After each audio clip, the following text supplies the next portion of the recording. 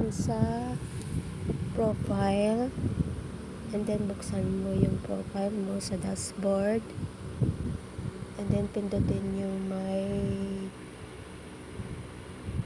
tapos pindutin din yung hanapin yung affiliation partnership, tapos pindutin yung affiliation partnership, tapos hanapin mo yung gusto mong item na ipopost. Example, itong kuha tayo ng example, lagayan nitong waffle summer loose, and then paano gumawa ng post.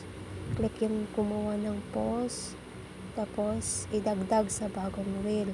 Kung may bago kang reel, ay yun yung ipopost mo.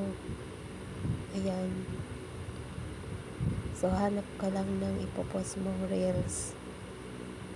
So, example, ang napili ko ay itong si aso. And then, sumunod, yan.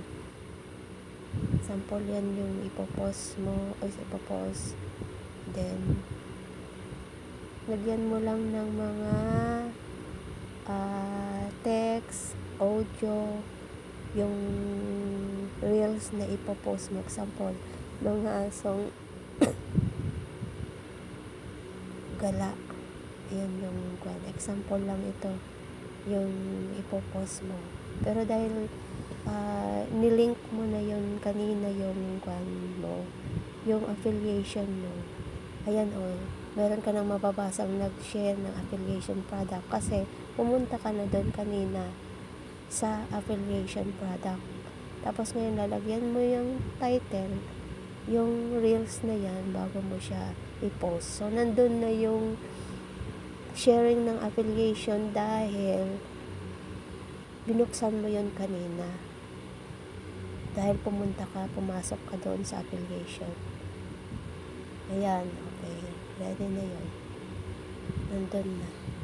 Na-post mo na yun. Kasama na doon, pag-post mo, nasama na doon yung link ng gusto mong item ng affiliation.